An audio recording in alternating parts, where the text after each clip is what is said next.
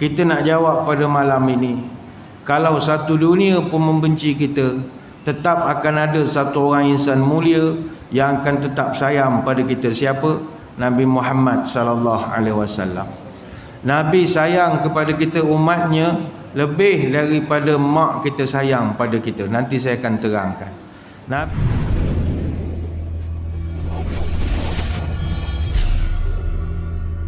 Assalamualaikum warahmatullahi wabarakatuh. Bismillahirrahmanirrahim. Alhamdulillahi hamdan katsiran tayyiban mubarakan fihi kama yanbaghi li jalali wajhikal karim wa li 'azimi sultanik.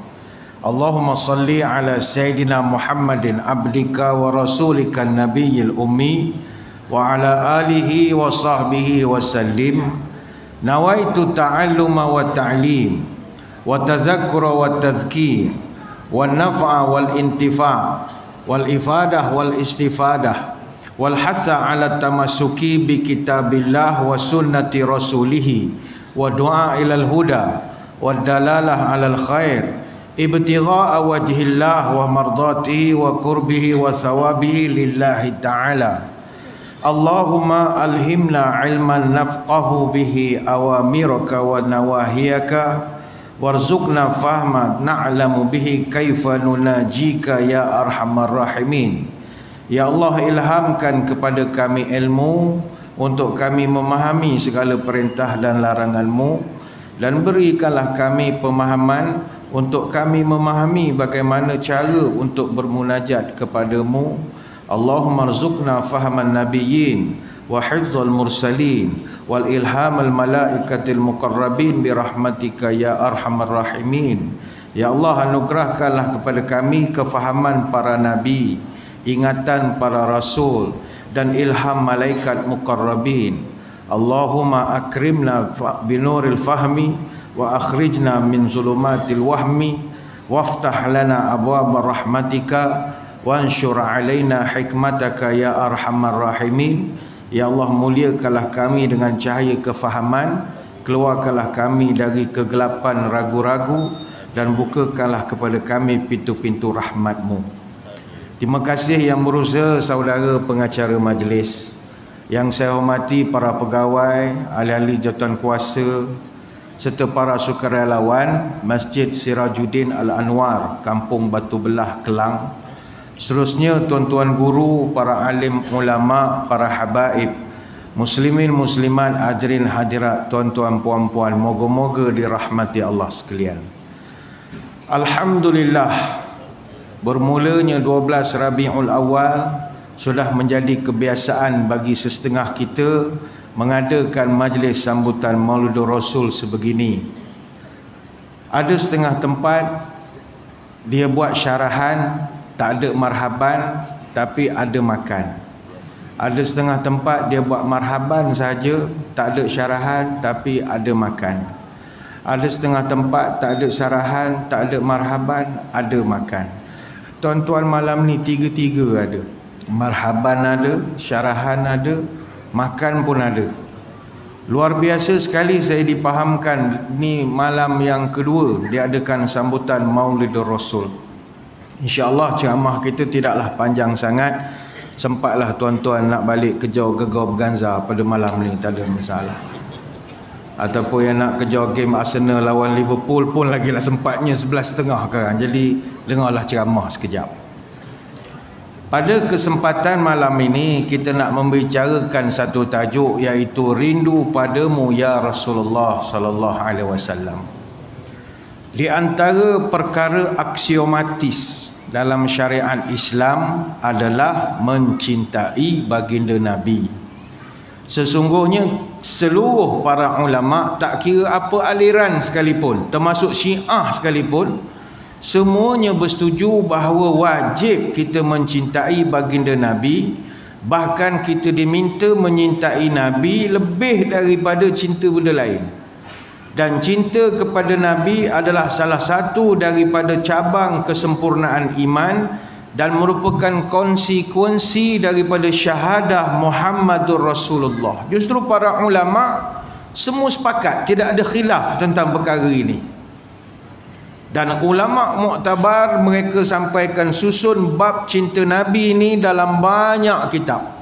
Imam An-Nawawi misalnya, dia dalam kitab Sahih Muslim dia menyusun bab tentang wajibnya mencintai Nabi lebih daripada cinta kepada isteri, anak-anak, orang tua kita, termasuklah semua manusia. Banyaklah kalau kita nak himpunkan. Kenapa kita perlu cinta dan rindu kepada Nabi? Pertama, kerana mencintai Nabi adalah tanda kesempurnaan iman. Kata Anas bin Malik radhiyallahu anhu, Nabi pernah menyebut, la yu'minu ahadukum hatta akuna ahabba ilaihi min waladihi wa walidihi wan nasi ajma'in.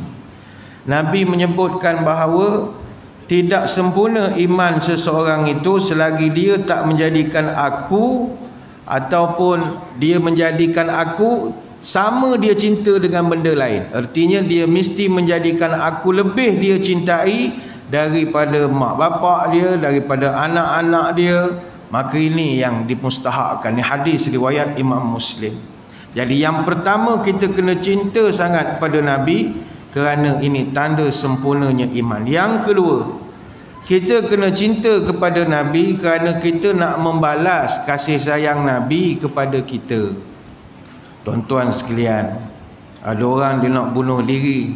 Bila kita tanya, kenapa you nak bunuh diri? Dia kata, dalam hidup ni saya dah tak ada erti lagi. Suami saya benci saya, atau isteri saya benci saya, anak-anak saya benci saya, orang masyarakat pun hina saya. Apa guna saya hidup, dah tak ada orang sayang pada saya. Kita nak jawab pada malam ini, kalau satu dunia pun membenci kita, tetap akan ada satu orang insan mulia yang akan tetap sayang pada kita. Siapa? Nabi Muhammad sallallahu alaihi wasallam. Nabi sayang kepada kita umatnya lebih daripada mak kita sayang pada kita. Nanti saya akan terangkan. Nabi sangat sayang pada kita. Pertama, Nabi ni dia memang seorang yang penyayang.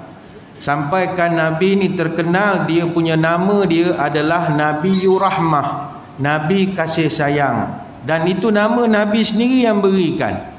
Kata Abu Musa al-Asy'ari radhiyallahu anhu, Nabi pernah bercerita, kana Rasulullah sallallahu alaihi wasallam yusammi lana nafsahu asma. Pernah sekali Nabi sebutkan pada kami tentang beberapa nama yang dia miliki. Nabi kata, ana Muhammad wa Ahmad wal Muqaffi wal Hashir wa Bani wa Nabi Taubah wa Nabiyur Rahmah. Saya nama Muhammad, juga Ahmad, juga Muqaffi, juga Al-Hashir, juga Nabi Taubat, dan yang keempat Nabi Penyayang, kata Nabi. Hadis riwayat Imam Muslim. Rupanya Nabi kita ni dia ada banyak nama. Nabi kita bukan namanya Muhammad saja, banyak nama dia ada. Sebab itu orang hebat memang memiliki banyak nama. Ada satu syair Arab menyebut, kasratul asma tadullu ala syarfil musamma. Banyaknya nama menunjukkan kemuliaan pemiliknya. Allah Ta'ala ada berapa nama? Allah saja ke? Dah 99 yang kita tahu. Bagaimana dengan Nabi kita? Lagi banyak. Sebab itu orang hebat dia akan wujudkan namanya tidak single. Dia akan wujudkan nama yang panjang. Panjang nama. Sebagai contoh, kalau kita duduk di negeri Selangor, Duli Yang Maha Mulia Tuanku Selangor, nama sebenar tuanku apa? Nama sebenar tuanku Tengku Idris Shah Ibni Tengku Abdul Aziz Shah. Tak panjang. Tapi bila ditabalkan menjadi Sultan Selangor, maka nama itu dipanjangkan untuk dapat berkat. Duli Yang Maha Mulia Sultan Sharafuddin Idris Shah Al-Haj Ibni Almarhum Sultan Salahuddin Abdul Aziz Shah Al-Haj. Dia lagi panjang. Orang pun heran, apa nama panjang sangat. Memang kalau tuan-tuan tengok nama raja-raja, kalau dia ditabalkan namanya jadi panjang. Sebab kasratil asma tadullu ala syarfil musamma. Macam tuanku Sultan Pahang sekarang dah jadi Yang di-Pertuan Agong. Jadi namanya tu bila ditabal jadi sultan, panjang namanya. Baduli Yang Maha Mulia Sri Paduka Baginda Yang di-Pertuan Agong As-Sultan Abdullah Riayatuddin Al-Mustafa Billah Shah Ibni Almarhum Sultan Haji Ahmad Shah Al-Musta'ina Billah. Bauduli Amar Mulia, Raja Pengasir Agong Tunku Hajah Azizah Aminah Maimunah Iskandariyah binti almarhum Al-Mutawakkil ala Allah Sultan Iskandar Al-Haj. Panjang nama. Apa sebab? Dapat kemuliaan. Tapi sekarang kita di Malaysia dah tak boleh nama panjang lagi. Kalau orang biasa-biasa, Jabatan Pendaftaran dah tak bagi. Dulu kita Jabatan Pendaftaran pernah rekodkan nama terpanjang di Malaysia 64 abjad. Panjang betul nama budak itu. Princess Aura No Ermili Amara Aulia Bidadari Nawal Alzendra binti Muhammad Supian. Panjang betul 64 abjad. Itu ialah sekali. Dan dia telah memadamkan rekod berapa ramai orang. Nur Fataniyah, Tariyah, Karimah, Parwizah, Zahabiyah, Syahirah binti Ainul Anizam. Dan memadamkan rekod Damia Izzati Izzazi Azam Al-Marliza Akhtar Denis Zeti binti Nur Azam. Panjang betul. Panjang-panjang. Sekarang ni dah tak boleh lah. Sekarang nak pendek-pendek sajalah. Kalau boleh pendaftaran suruh nama kita Ali bin Abu. Settle macam tu. Pendek-pendek boleh buat name tag satu. Ali bin Abu. Dalam konteks Nabi SAW, ada berapa nama Nabi?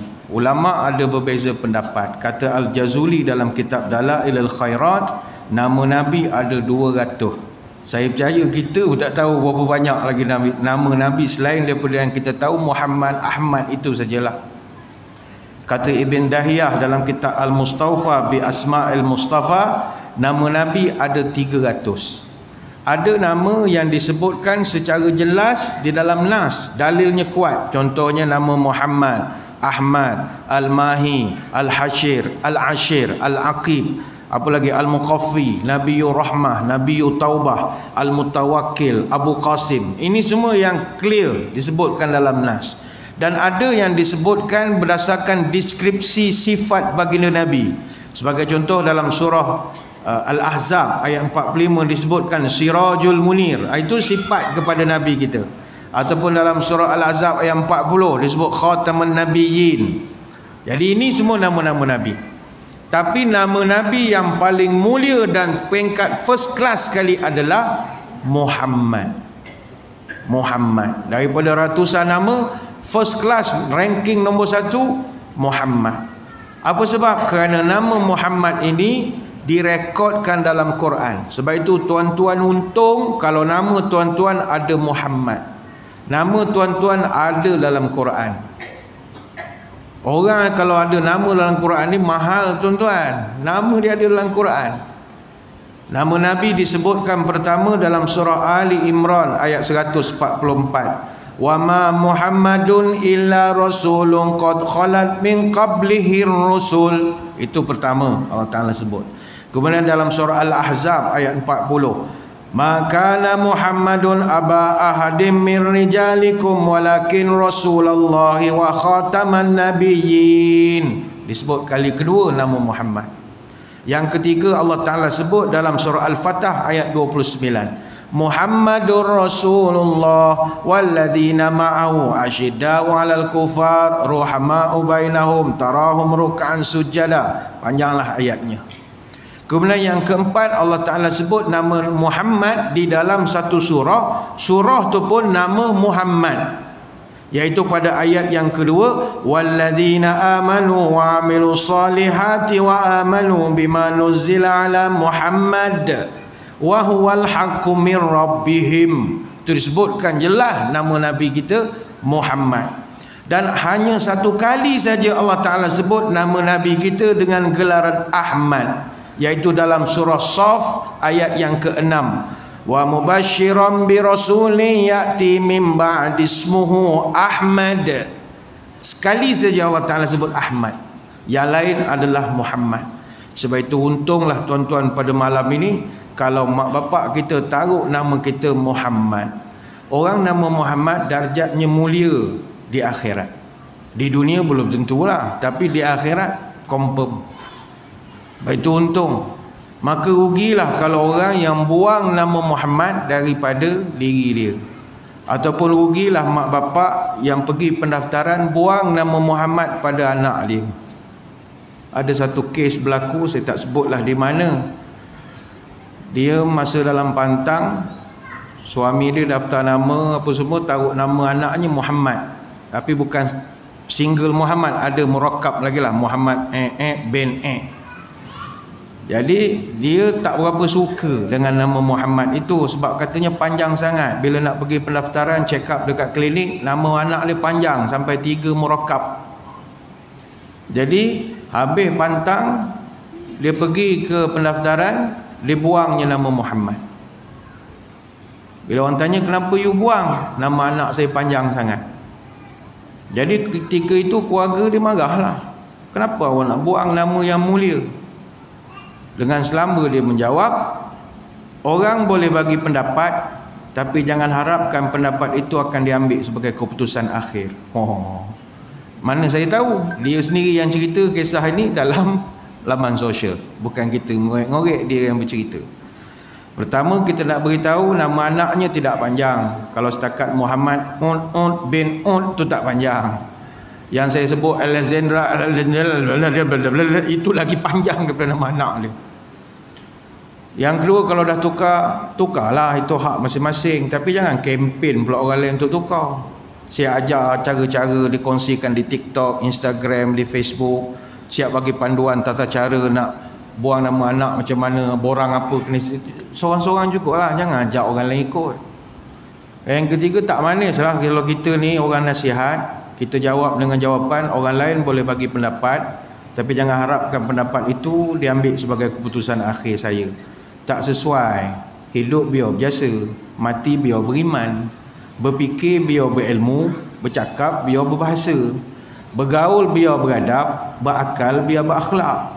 Orang miskin jangan dihina, yang kaya jangan disanjung, orang lemah jangan dipijak, yang berkuasa jangan dijulang. Hidup bukan nak nongkat langit, orang nasihat, bukan orang nak busybody. Jadi tolak je lah cara baik. Membubuh dan meletak anak nama Nabi banyak fadilat. Apakah fadilatnya? Yang ni saya ingat kita terangkan kemudian, kerana kita nak beri laluan dulu kepada azan isyak yang akan berkumandang selepas ini. Jadi tuan-tuan semua jangan ke mana-mana, kita akan kembali lagi selepas ini.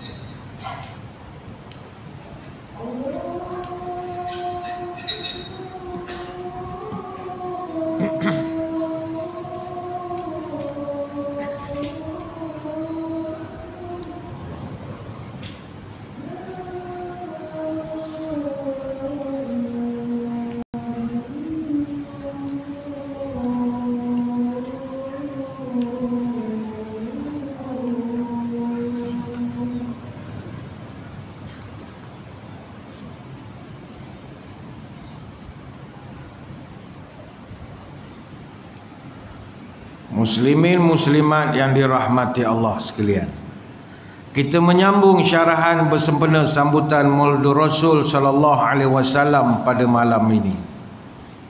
Kita sedang membicarakan tentang kepentingan kita cinta dan rindu kepada Nabi. Antara sebab kita kena cinta dan rindu pada Nabi kerana pertama, ianya adalah bukti keimanan kita.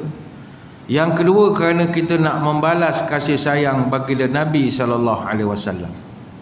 Dan Nabi sendiri memang dia sendiri mengatakan dia adalah Nabi penyayang. Salah satu daripada nama Nabi yang mulia adalah Nabiyur Rahmah, Nabi penyayang. Tadi kita bercerita tentang rugilah orang yang pada dirinya dah ada nama Muhammad dibuang, kerana mungkin dia tidak merasakan kemuliaan nama Muhammad ini. Sedangkan kata Ibn Abbas radhiyallahu anhuma, Nabi menyebut idza kana yaumal qiyamah akhrajallahu ahlat tauhid minan nar wa awwalu man yakhruj man wafaqaha ismuhu isman Nabi sallallahu alaihi wasallam. Nanti di hari kiamat, orang-orang beriman semuanya akan dikeluarkan daripada neraka selepas tamat tempoh seksaan. Kosong, neraka tak ada orang beriman. Tetapi dalam ramai-ramai itu, yang paling awal dikeluarkan daripada kalangan mereka adalah man wafaqa ismuhu isman Nabi, orang yang sama namanya dengan nama Nabi. Tuan-tuan yang nama Muhammad, kalau takdir dulu neraka, duduklah. Memang kalau dah jahat, duduklah. Tapi bila time keluar nanti, lebih cepat keluar daripada orang yang tak ada nama Muhammad. Ini keistimewaan. Maka kepada tuan-tuan yang tak ada nama Muhammad pada nama, janganlah buat jahat tu melampau sangat. Sikit-sikit sudahlah. Karaoke pun selagu-selagu cukup. Ini sampai 10 lagu muka dia. Janganlah banyak sangat. Udahlah nama tak ada Muhammad. Terutama ibu-ibu di belakang. Lagilah Muhammad tak ada, semua nama Khadijah, nama Zainab, tak ada nama Muhammad. Lagilah jangan membawang banyak sangat. Tapi janganlah puan-puan hari Selasa pergi tukar nama pula pendaftaran. Bayar RM60 tukar nama Muhammad. Pelik pula. Pilihan raya dah dekat ni, pening pula SPR esok. Ukur dengan pembaris. Nama siapa kak? Muhammad. Muhammad. Sudahlah. Kan payah nak mengundi, hilang pula satu undi kan. Sebab itu Nabi murka orang yang ada anak tak tahu nama Muhammad. Man kana lahu salasata minal walad walam yusami ahaduhum bi Muhammadin faqad jahila. Orang ada anak 3 orang ataupun lebih, dan seorang pun nama anaknya itu tak letakkan nama Muhammad, ini orang bodoh, kata Nabi. Nama tu ada syafaat, ente tak nak guna, rugilah. Rugi saja, bukan kata dosa, rugi.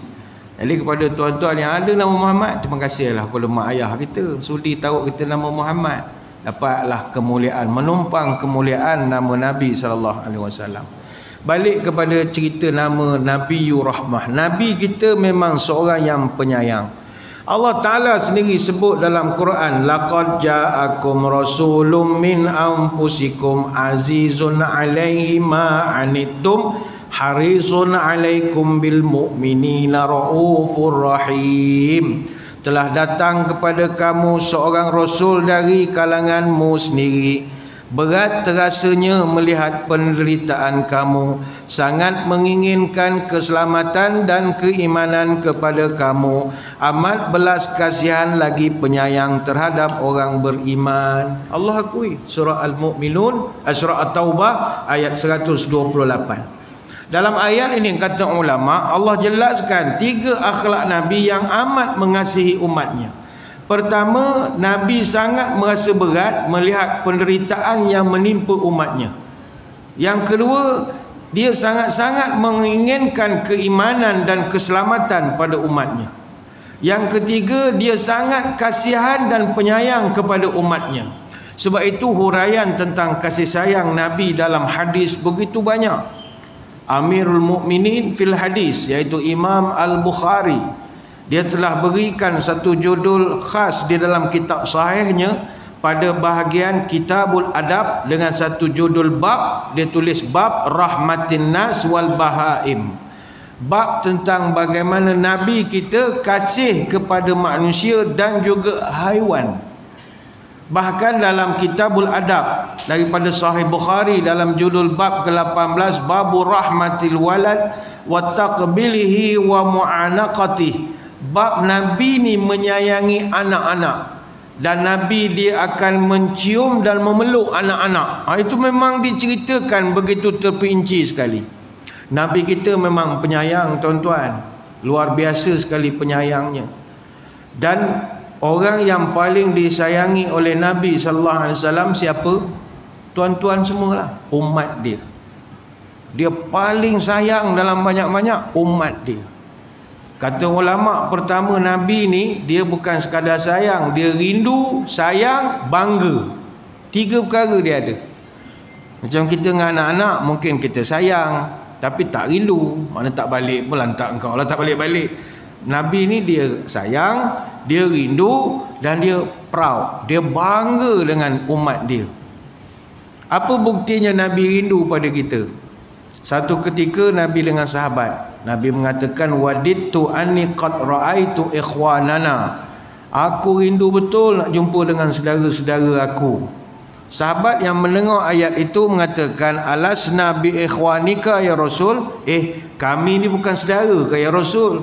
Depan mata ada ni kan, rindu apa lagi? Kata Nabi, la bal antum ashabi, kamu bukan saudara aku, kamu semua sahabat-sahabat aku. Wa ikhwanuna allazina lam ya'tu ba'du wa ana faratuhum 'alal haudi. Saudara aku ini, kata Nabi, adalah orang yang akan datang selepas zaman aku. Aku tak mungkin dapat berjumpa mereka, tetapi wa ana faratuhum 'ala haudi, aku berjanji menunggu mereka di tepi telaga.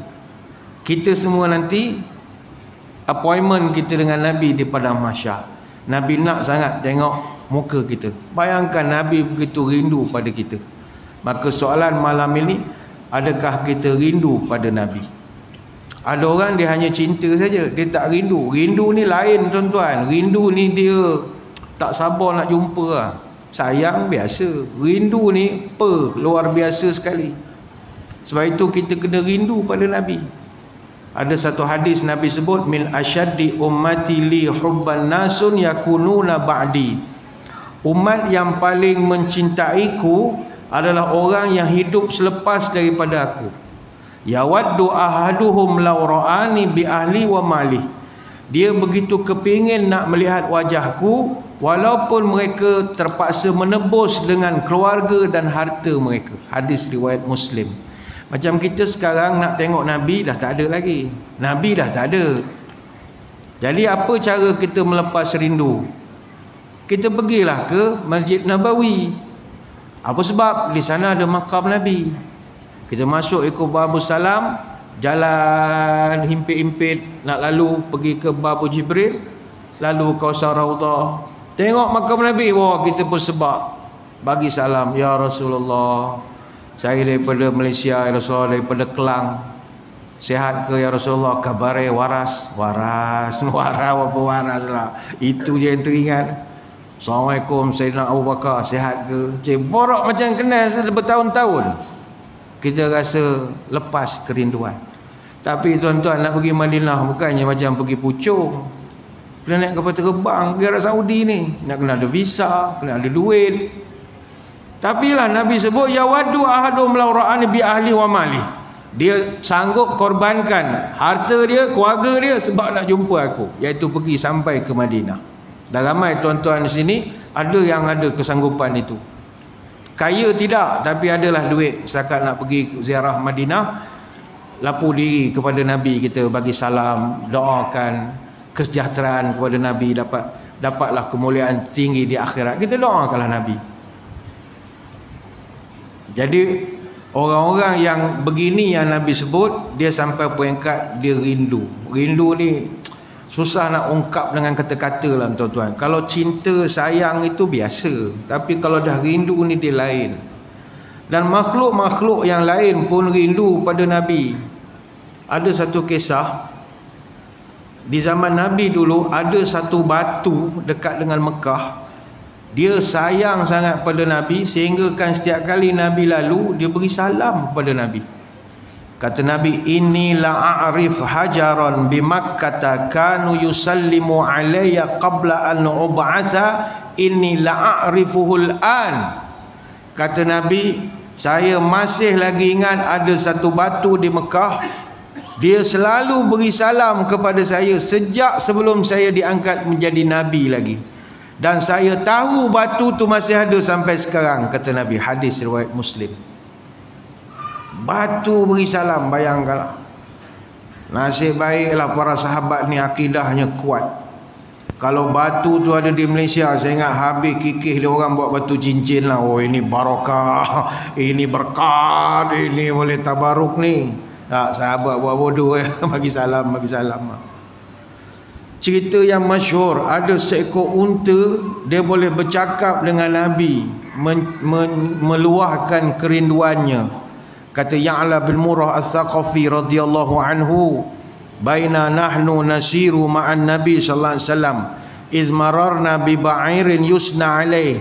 Kami outstation berjalan dengan Nabi melawat kampung, lalu di kawasan sekawanan unta. Tiba-tiba ada seekor unta, dia keluar dari barisan, dia datang menuju ke arah Nabi. Sahabat-sahabat bodyguard semua nak blok. Nabi kata tak apa, tak ada masalah. Unta datang pada Nabi, dia pun fawadda'a jiranahu fawaqafa 'ala Nabi. Dia letakkan lehernya di bahu Nabi sambil dia bercakap bahasa unta lah. Nabi melayan pula.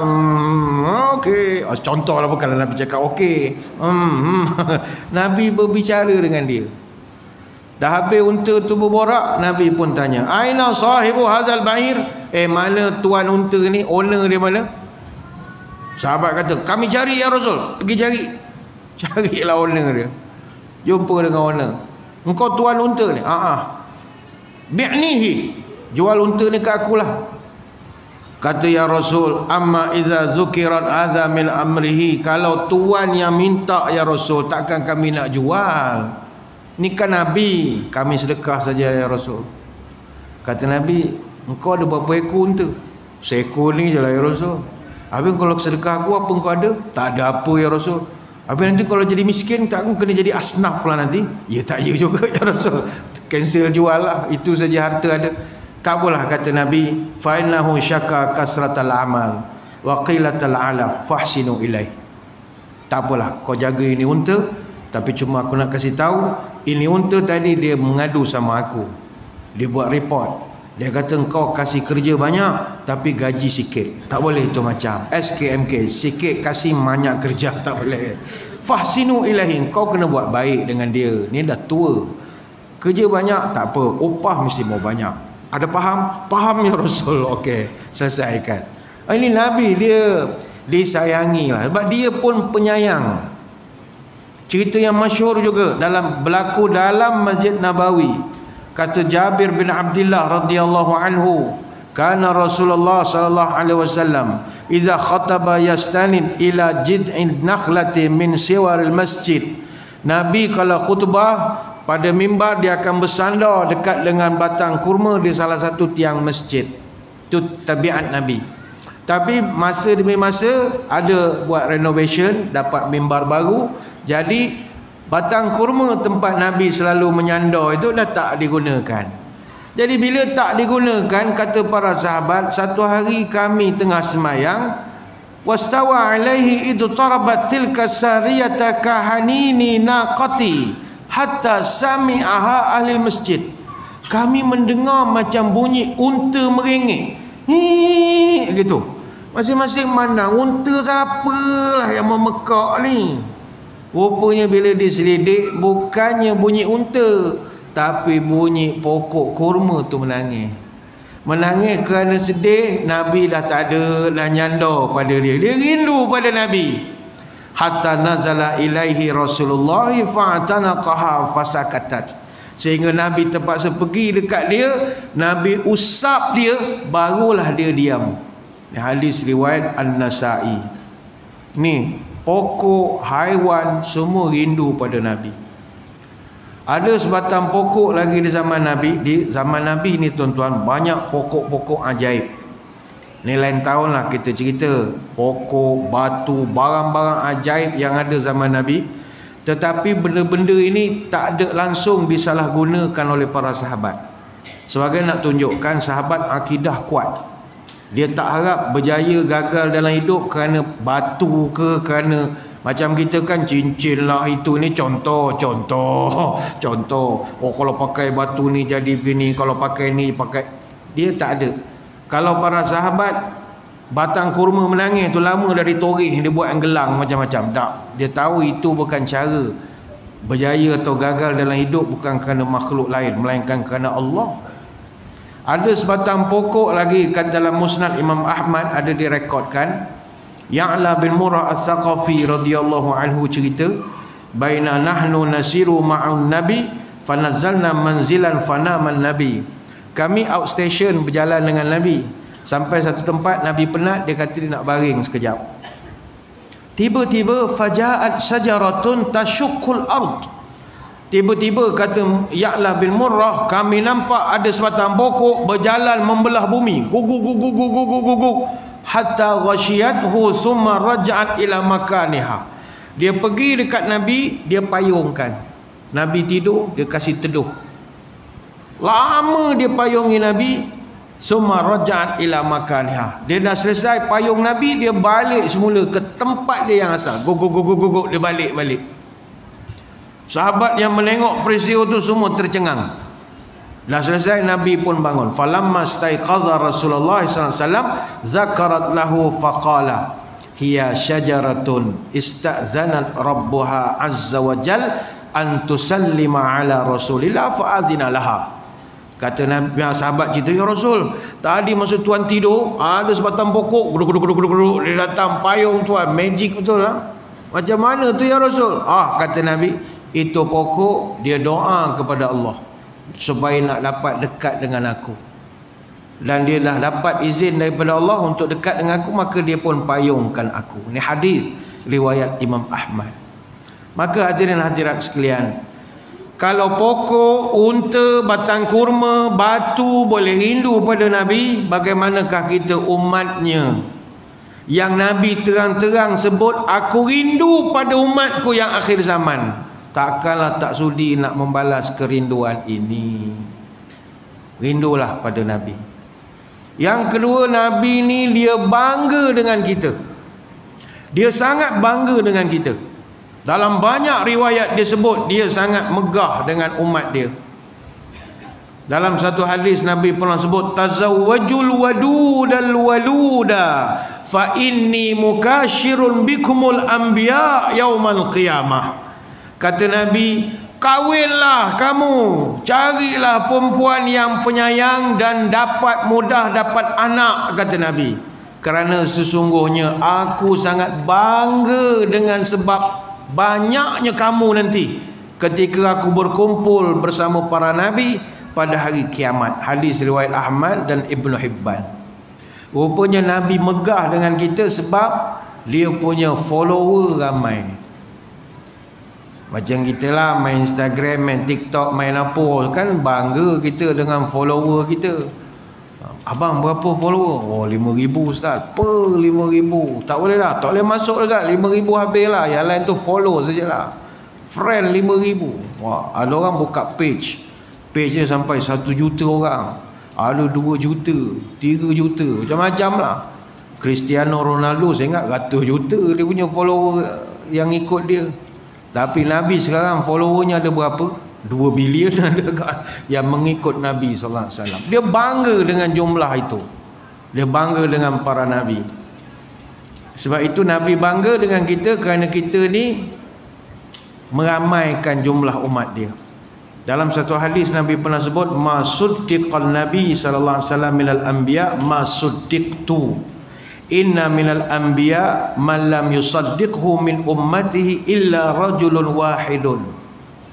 Tidaklah seorang nabi pun dari kalangan nabi yang mempunyai penyokong pengikut seramai mana aku. Ada di kalangan nabi yang tidak ada pengikut pun, dan ada di kalangan mereka hanya memiliki satu orang penyokong saja. Ada, kata Nabi. Rupanya daripada 124,000 Nabi, tak semua Nabi ada follower. Ada Nabi-Nabi yang bahkan tidak ada pengikut langsung. Yang ini ada diterangkan oleh para ulama. Ada satu hadis Nabi sebut, uridat alayyal umam qala fara'aitu nabiyya ma'ahu rahtu wan nabi ma'ahu rajulu war rajulani wan nabi laisa ma'ahu ahadun. Nabi cerita, aku pernah dibawa Isra Mi'raj, diperlihatkan aku umat-umat terdahulu. Lalu aku ternampak ada Nabi bersama dengan ar-rahtu. Rahtu ni satu jumlah dalam bahasa Arab yang menunjukkan kelompok orang dalam jumlah antara 3 sampai 10 orang saja. Mana ada Nabi umat dia satu kelas je, tak sampai separuh kelas. Ada Nabi-Nabi yang bersamanya seorang atau 2 orang pengikut saja. Dan ada Nabi yang tak ada langsung follower. Ada berapa orang Rasul yang tiada follower? Ada 3 orang Rasul. Macam mana kita nak tahu cerita mereka? Cerita ni popular, duduk dalam surah Yasin ayat 13 sampai 14. Wadrib lahum mathalan ashabal qaryati idh ja'ahal mursalun idh arsalna ilaihim usnaini fakadzabuhuma fa'azzazna bisalisin faqalu inna ilaikum mursalun. Ayat ni tuan-tuan pun hafal. Tapi sebab time baca tu dah lapar, lauk tak keluar-keluar lagi masa Yasin, masa tahlil lama pula lauk tak keluar-keluar, baru ayat 14. Jadi orang tak menghayati maksud. Dan ceritakanlah kepada mereka satu kejadian yang ajaib mengenai kisah penduduk sebuah bandar ketika mereka didatangi oleh rasul-rasul kami. Ketika kami mengutus kepada mereka 2 orang rasul, lalu mereka mendustakannya. Kemudian kami kuatkan kedua-dua rasul itu dengan rasul yang ketiga. Dan rasul yang ketiga itu berkata, sesungguhnya kami ini adalah utusan yang diutuskan kepada kamu. Siapakah mereka ini? Ini lain tahunlah kita ceramah, sebab malam ni Maulid Rasul. Tuan-tuan hilang pedoman pula kan, cerita kejap Yasin, kejap apa, sudah tak jumpa ke cerita sekarang. Tapi balik bacalah surah Yasin ayat 13 sampai 14. Jadi Nabi bangga dengan kita kerana kita jumlahnya ramai. Jadi tuan-tuan yang mampu untuk beranak lagi ramai, lagi bagus, membanyakkan umat Nabi SAW. Yang ketiga, Nabi sayang kepada kita. Sayang kepada kita ini sehingga kan ada satu ayat surah Duha ayat yang kelima. Wala sawfa yu'tika rabbuka fatardha. Apa artinya? Dan sesungguhnya Tuhanmu akan memberikanmu kekayaan, kejayaan, kebahagiaan di dunia dan di akhirat, dan akhirnya engkau akan redha dan puas hati. Surah Duha ayat 5. Apa sebab ayat ini diturunkan? Ada satu riwayat menyebut pernah Nabi ditawarkan, ya Muhammad, apa yang kau hendak lagi?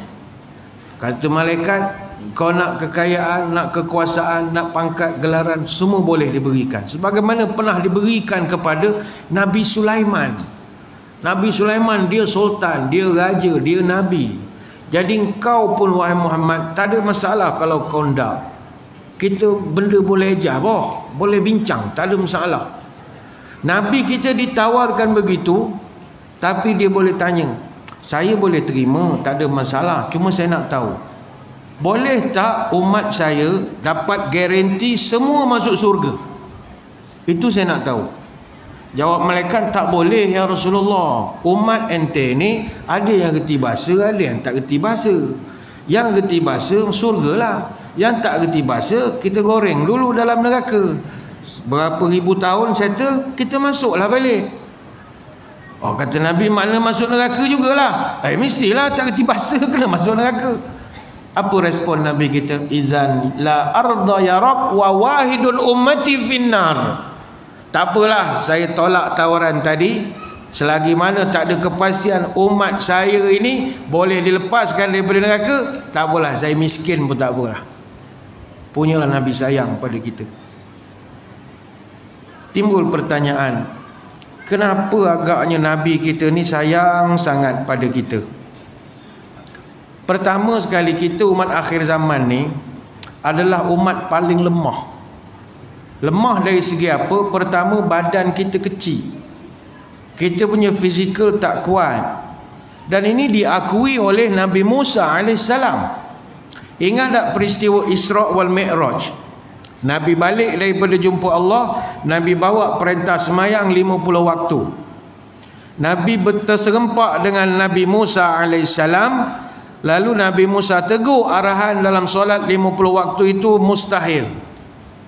Kata Nabi Musa, ya Muhammad, wallahi laqad rawattu bani Israel qaumi ala adna min hadza fada'afu fataraku.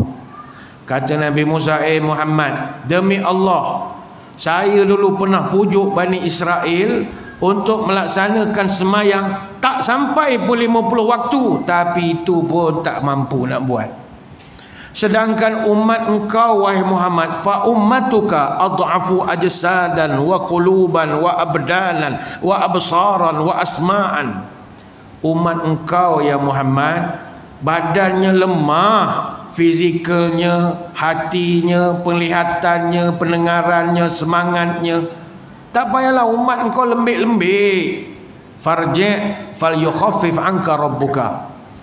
Saya cadangkan kau baliklah semula jumpa Allah, fal yukhaffif, minta takhfif. Apa makna takhfif? Minta diskaun. Daripada 50 dapatlah tukar jadi 45. 45 pun Nabi Musa kata tak, itu banyak, minta lagi. Itulah Nabi berulang-ulang turun naik sampai tinggal 5 tu pun Nabi Musa pesan, minta kurang lagi lah, umat engkau setahun sekali jugalah semayang raya jugalah. Tapi sebab Nabi kita segan ya, daripada 50 tinggal 5 lagi mau diskaun, pemalas betul. Kata malu dah bang, ini pun 5 waktu pun Tuhan tetap kekal markah 50 ni. Ikut engkau lah Muhammad, selamat maju jaya. Memang pemalas tu umat dia sekarang ni.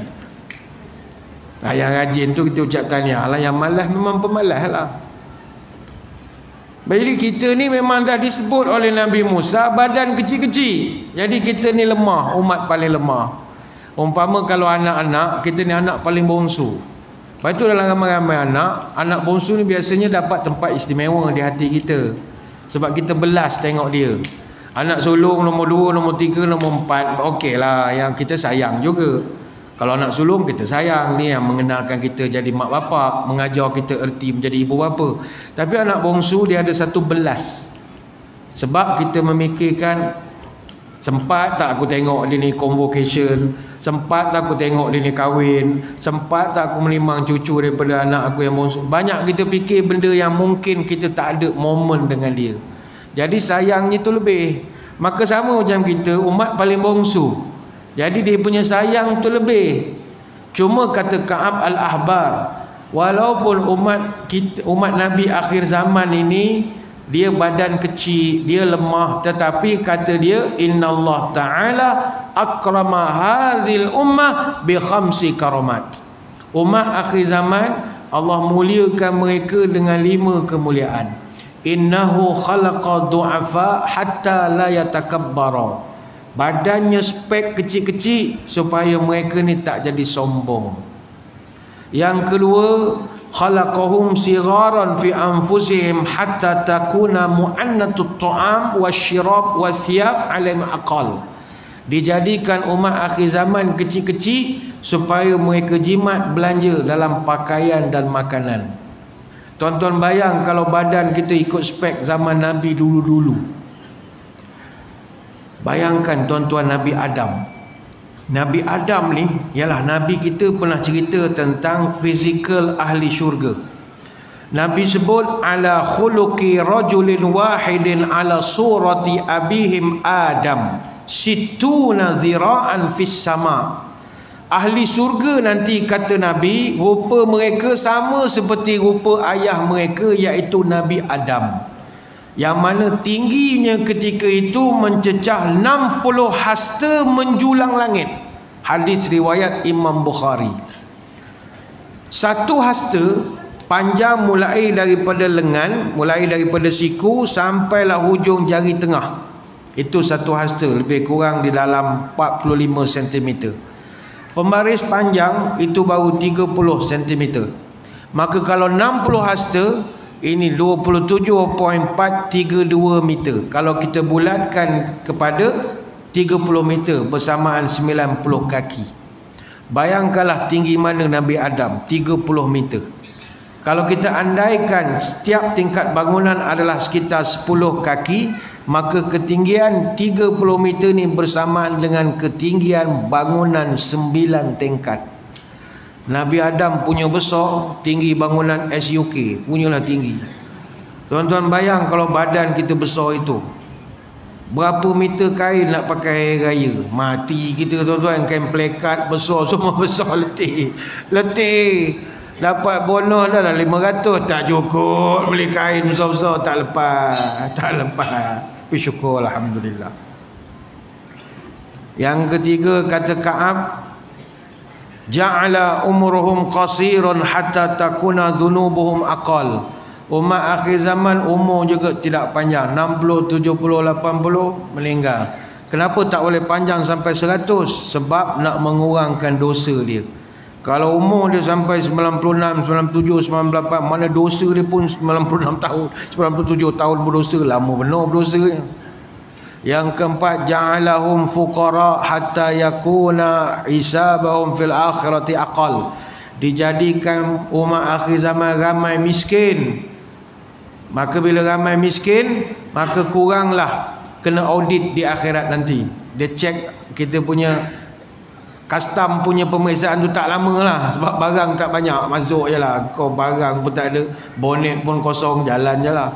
Tapi kereta bonet banyak barang, lama lah custom cek, borang itu, borang ini.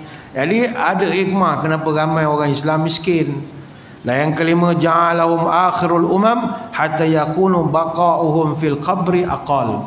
Dan mereka umat akhir zaman paling untung sebab tempoh mereka duduk dalam kubur tidak lama. Berbanding umat zaman dulu, ribuan tahun dah duduk dalam kubur. Lama betul tuan-tuan. Bila nak bangkit dia orang pun dah tak tahu bila lagi dah nak duduk, sampai tak tahu berapa hari dah duduk dalam kubur. Ribuan tahun. Jadi ini yang pertama. Nabi sayang kita kerana kita umat yang paling bongsu, paling lemah. Dan Nabi sayang kita kerana zaman kita adalah zaman paling tercabar dengan maksiat. Zaman para sahabat duduk dengan Nabi, maksiat ada, tapi sebab Nabi ada, dia terkawal.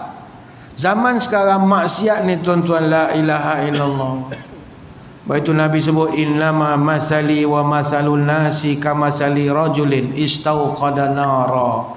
Gambaran kedudukanku dengan umatku bagai seorang yang sedang menyalakan api. Falamma adaat ma haulahu ja'ala al-farashu wa hadhihi ad-dawabu allati taqa'u fin nari yaqa'na fiha. Ketika api itu menyala, kata Nabi, datanglah serangga dan beberapa haiwan kecil yang tertarik dengan unggun api itu tadi. Tapi bila mereka datang dekat api itu, mereka jatuh terbakar.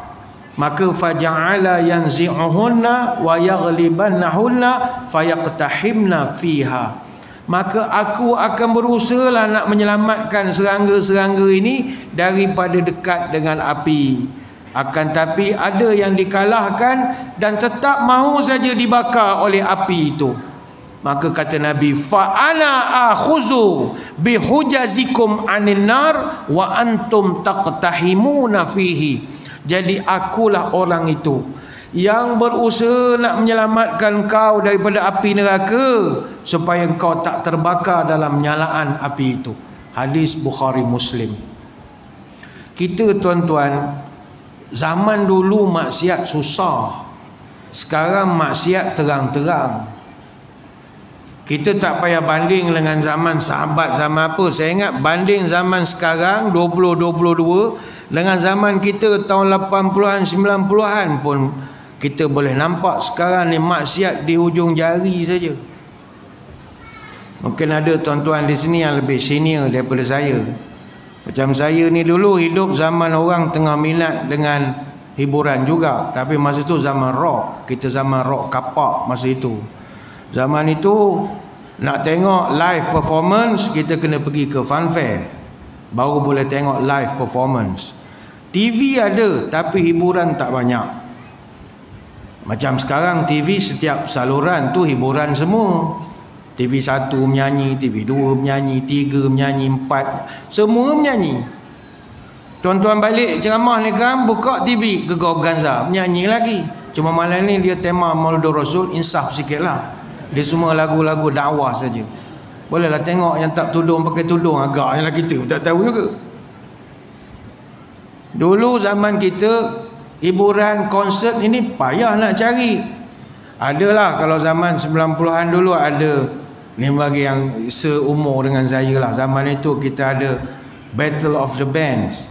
Tapi zaman itu kerajaan haramkan tahun 1986 sebab berlaku rusuhan masa expo di Pulau Pinang, di Sungai Pinang masa tu ya. Masa tu kumpulan gersang menyanyi kena baling dengan telur macam-macam lah, teruk betul-betul rusuhan. Jadi tak banyak pilihan sangat hiburan-hiburan ini. Masa tu kalau nak tengok TV pun cuma ada hiburannya konsert Kingsway di TV1 ataupun tunggu final muzik-muzik ialah TV3. Tak panggil juara lagu, muzik-muzik. Tapi tengok muzik begitu tak sampai lah. Kita punya zauk tu tak sampai, makam syok tu tak sampai. Sebab kita nak kepada suasana hiburan. Jadi tak ada mencari. Zaman sekarang kan ujung jari. Tuan-tuan keluar masjid kan, teringat pula lagu rock 80-an. Taib je, letak atas dashboard, la la la la la la la la la la la, on the way balik je. Begitu mudah sekali.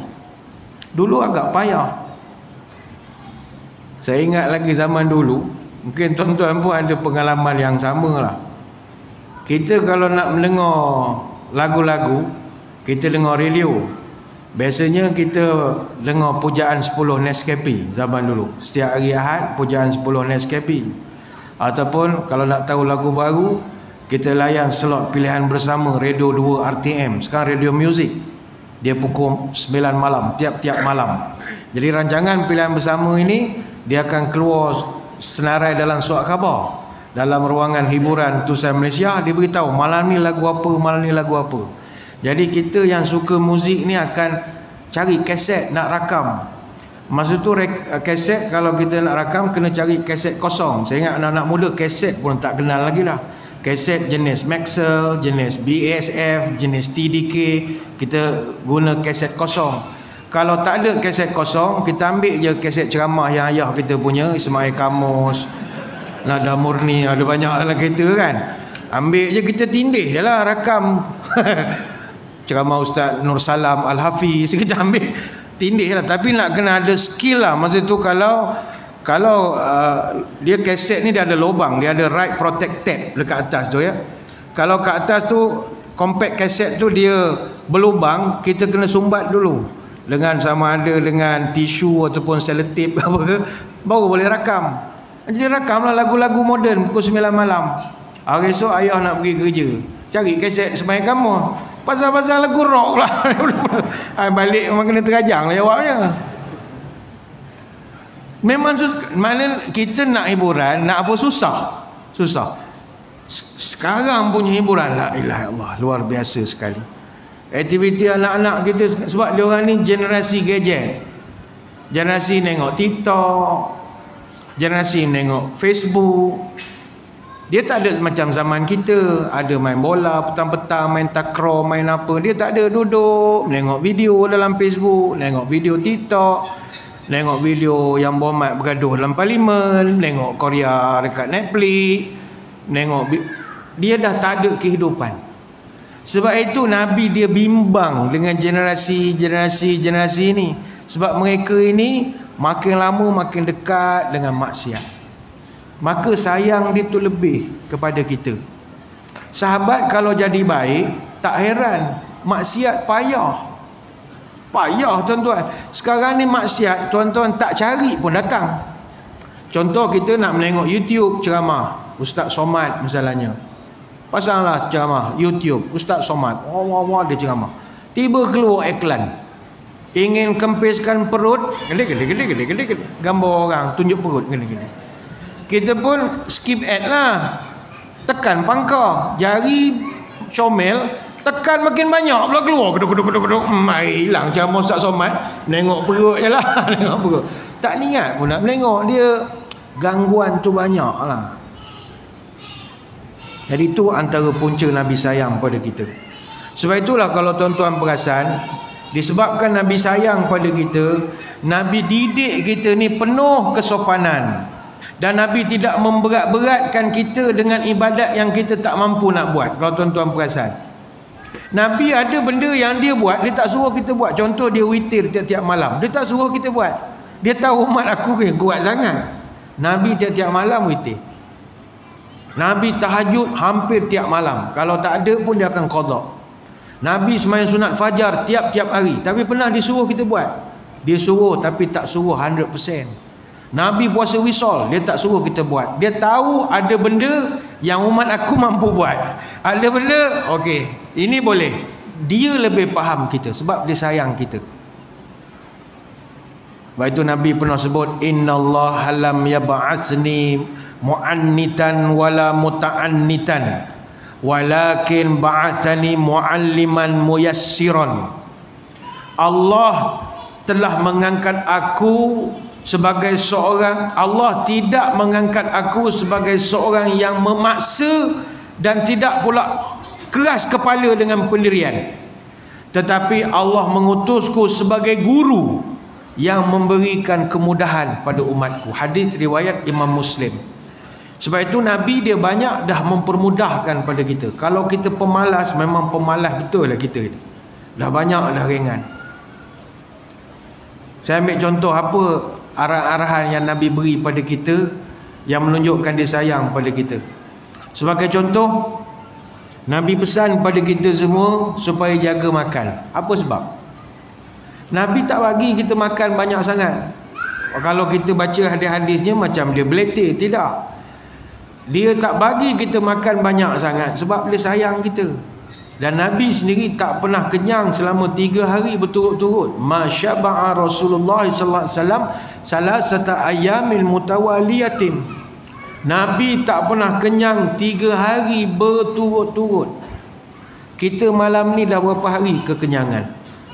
Malam tadi kita maulid, siang tadi maulid, malam ni maulid, esok kenduri, lusa birthday party, tulan business breakfast. Bila lapar?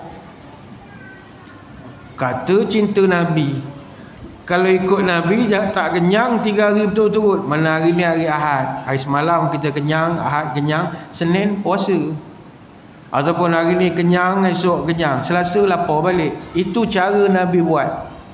Nabi ni seorang yang makan sikit. Kita sikit-sikit makan.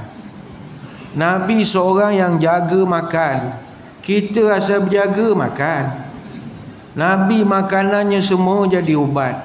Kita sekarang ubat jadi makanan. Itu yang dia beletih.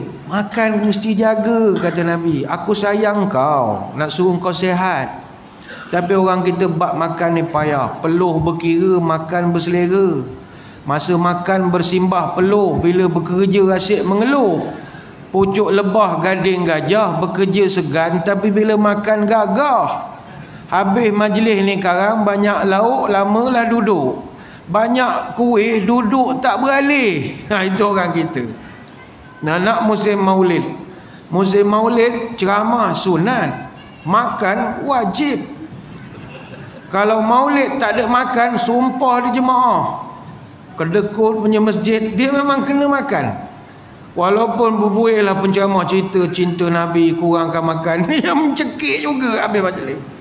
Dia sebab maulud dengan mulut dekat-dekat bunyi, dia mesti mau ada makan lah. Macam kita ni dah 40 tahun tradisi makan atas dulang, tapi sebab PKP apa semua tak dapat nak diteruskan. Jadi bontrot je lah semua-semua, bungkus je lah bawa balik. Tapi Nabi pesan, kurangkan makan. Kurangkan makan, kata Nabi. Nabi ni minta maaf, ni contoh saja. Kalau ada contoh sini minta maaf. Nabi sebut dia tak suka umat dia yang gemuk-gemuk. Dia tak suka. Dia tak suka.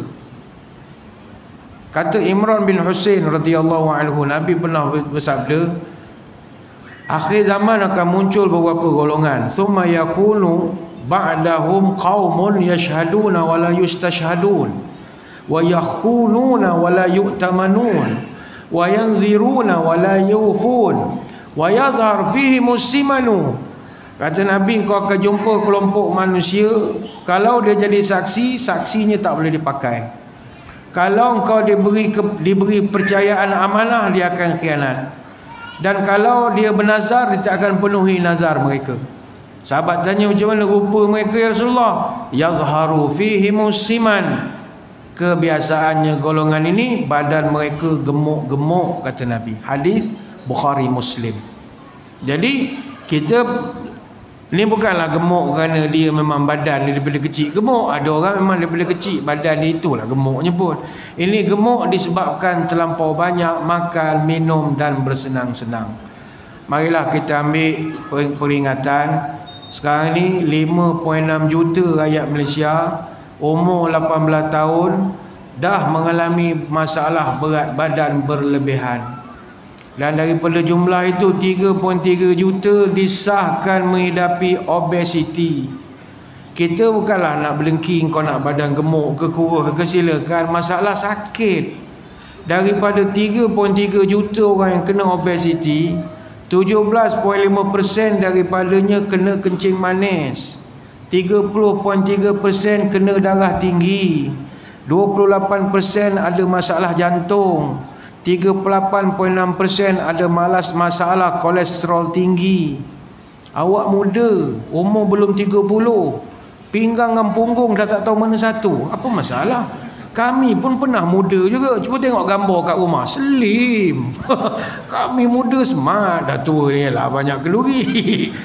Orang muda tak boleh. Orang muda mesti smart. Kena lalui suasana muda tu dengan smart. Kami dulu pinggang 16 je pakai seluar jean, fit lagi, tak ada masalah. Sekarang tak boleh lah, belik leher tak lepas lah. Orang muda mesti jaga badan lah. Ini kurus. Makanan mesti mau jaga. Tuan-tuan, kita keluar masjid kan ada makanan sedia. Makanan ni Nabi suruh makan berjaga-jaga. Contoh, kita kalau makan kena jaga dia punya kalori dia. Kita orang dewasa, dia ada kiraan kalori yang sepatutnya dia ada. Orang laki-laki dia ada kiraan dia, orang perempuan ada kiraan dia. Dia tak boleh kita makan lebih-lebih sangat. Ini macam ceramah kesihatan pula lah ya. Ini sebenarnya hari sukan negara lah ceramah ni ya. Kita kalau makan lemang sepotong, rendang ayam 2 ketul, itu kalori dah 200. Untuk nak bakar 200 kalori, tuan-tuan kena jalan kaki, brisk walking 100 langkah seminit, jalan kaki setengah jam. Bayangkanlah, baru makan lemang sepotong, rendang ayam 2 ketul, tuan-tuan dah kena jalan setengah jam. Kalau makan sebatang lemang, tuan-tuan kena jalan kaki sampai Putrajaya, baru boleh bakar. Maknanya ini yang doktor pesan lah. Kita panjang kalau cakap-cakap doktor pun beletih kena dengar juga. Dia nak jaga kesihatan kita. Mesti mau sihat lah. Aktiviti nak bakar kalori ni mesti ada.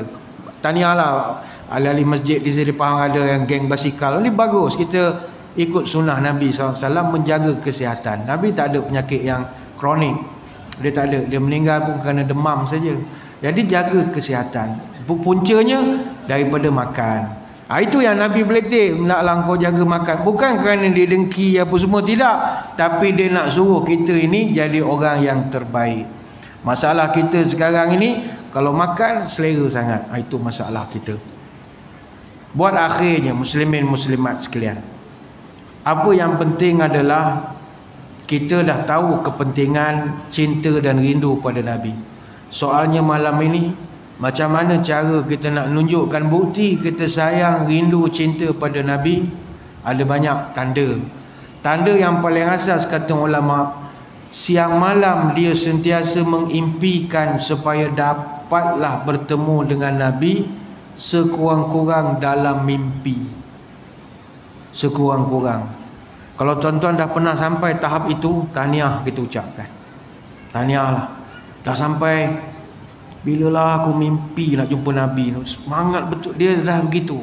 Ada orang tak ada pun, tak kisah sangat. Dia nak mimpi jumpa maruah mak, jumpa arwah ayah. Itu okey lah. Tapi ada orang sampai peringkat, dia nak sangat jumpa Nabi, dapat tengok dalam mimpi menjadilah. Saya pernah jumpa satu orang, dia nak pergi ke Madinah, tak mampu nak pergi tiap-tiap tahun. Jadi apa dia buat? Dia pergi Masjid Al-Falah di Subang Jaya. Di Subang Jaya ada satu Masjid Al-Falah, USJ 9 saya rasa. Masjid tu dia punya design 100% ditiru Masjid Nabawi. Dalam masjid tu yang tak ada makam Nabi, tak ada, yang lain semua ditiru betul. Tiang, kapet, semua. Jadi ada orang dia nak melepas rindu, masuk Masjid Al-Falah tu, lepas rindu. Dia rindu sangat pada Nabi. Tapi kebiasaan orang biasanya dia rindu sampai tahap nak bermimpi jumpa Nabi. Baik itu ulama dulu, mereka memang jadikan juga satu amalan berdoa supaya dapatlah jumpa Nabi dalam mimpi. Dan orang yang mimpi jumpa Nabi ni tidak khusus hanya untuk ulama' je. Tak mesti ulama', orang-orang biasa pun boleh dapat mimpi ni. Janganlah tuan-tuan kata, saya ni siapalah, saya ustaz, saya pun kerja ni, saya bukanlah penceramah, saya bukan ustaz, ni pun baru nak start pergi masjid, jadi rasa tak dapat. No, kata Habib Zain bin Smith dalam kitabnya Fawaidul Mukhtarah, ru'yatun Nabi sallallahu alaihi wasallam muhibatun minallah ta'ala la tanalu bi kasratil ibadah wal ilmi. Mimpi melihat Nabi adalah anugerah daripada Allah dan tidak dapat digapai hanya dengan ilmu semata-mata. Fakam minal awam yatakarrara lahu ru'yatahu sallallahu alaihi wasallam wa bi'aksihi al-alim awil abid. Berapa ramai orang biasa yang dapat jumpa Nabi dalam mimpi mereka. Cara nak mimpi jumpa Nabi ada banyak. Tuan-tuan boleh cari banyak petua yang orang bagikan.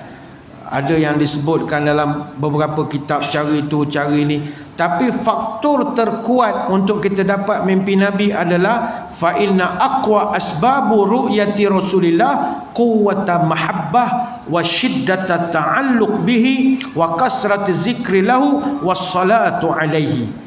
Faktor terkuat yang menyebabkan kita mampu bertemu Nabi dalam mimpi adalah hubungan yang kuat dengan Nabi atas amalan sunnah Nabi. Kalau tuan-tuan banyak buat sunnah Nabi, tuan-tuan ada peluang jumpa Nabi. Tapi kita daripada bangun tidur sampai nak tidur, berapa sunnah Nabi kita boleh buat? Tak banyak lah. Sebab kita dah moden, dah hidup moden.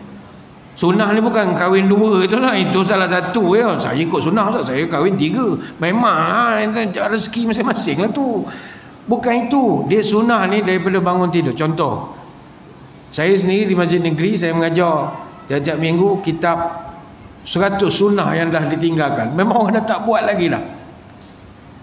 Apa sunnah? Contoh, tuan-tuan pergi masjid, pagi bila azan, Allahu Akbar, salatu khairu minan naum. Habis pada azan, kita kena sembahyang sunat fajar 2 rakaat. Berapa orang yang buat sembahyang sunat fajar? Tak buat. Saya buat, ustaz. Buat di mana? Buat di masjid. Tak, Nabi buat di rumah. Kan beza tu. Ni sunnah ditinggalkan. Tuan-tuan pula tanya, kenapa Nabi sembahyang di rumah? Sebab rumah dia sebelah masjid. Tuan-tuan kalau rumah kat Shah Alam, jangan sembahyang sini. Sampai sini orang dah habis doa dah.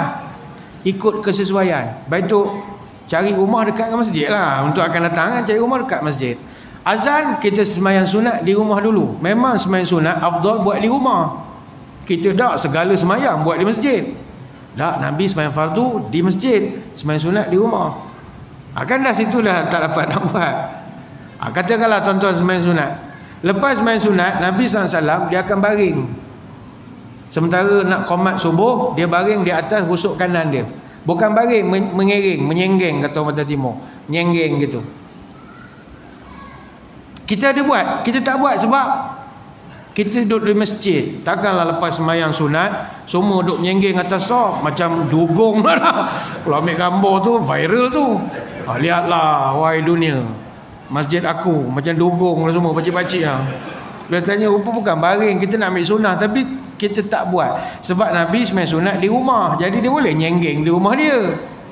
Kalau dalam riwayat, Nabi lepas dia nyenggeng, datang Bilal bin Rabah, ketuk pintu. Ya Rasul, jemaah dah standby. Pergi apa? Nabi keluar, Allah Akbar, jadi imam. Itu cara dia. Kalau tuan-tuan nak buat boleh, tapi saya takut nazir esok pening pula menengok semua baring belakang. Nabi menyenggeng, dia tak tidur, takut kita berkeruh. Kerah-kerah tidur sungguh. Jadi di situ saja dah banyak sunnah kita dah tak boleh buat atau kita tak buat.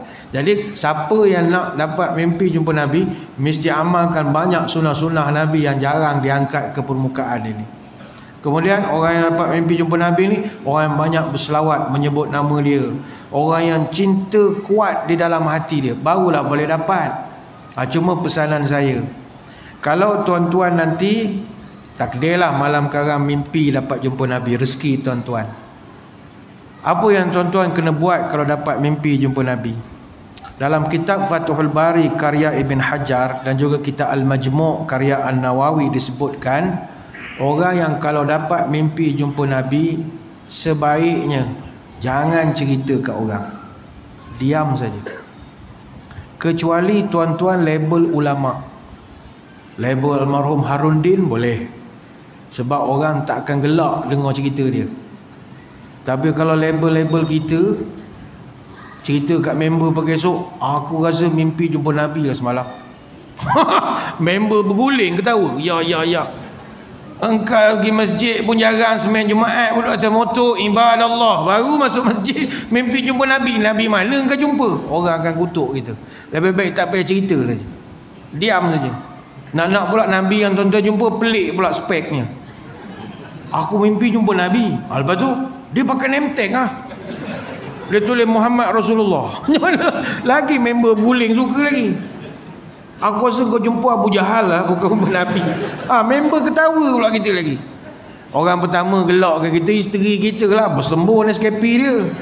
Pagi-pagi cerita jumpa Nabi, awak sembahyang subuh 8.30, Nabi mana jumpa? Baik tak payah cerita lah tuan-tuan, diam aja. Kata Ibn Hajar dan juga An-Nawawi, ikutlah sifat Nabi Yaqub. Nabi Yaqub dia tak cerita mimpi dia. Ya bunayya la taqsus ru'yaka ala ikhwatika fayakidu laka kaida. Ketika Nabi Yusuf bermimpi, cerita pada ayah dia Nabi Yaqub pesan, wahai anak andaku, jangan kau ceritakan mimpimu itu kepada saudara-saudaramu, fayakiduna laka kaida, mereka akan buat perkara yang merosakkan kamu. Ni surah Yusuf ayat 55. Jadi lebih baiklah dirahsiakan dan tidak dihebohkan. Jangan nak buat live cerita masuk dalam status, jangan cerita. Jadi fitnah pula pada kita walaupun benda tu betul. Tapi kalau nak cerita juga, cerita pada orang yang dipercayai. Nabi pesan wala taqussaha illa ala wadin au zi ra'yin. Jangan kamu ceritakan mimpimu kecuali kepada orang terdekat atau orang yang boleh memberi nasihat. Ini hadis riwayat Abu Daud.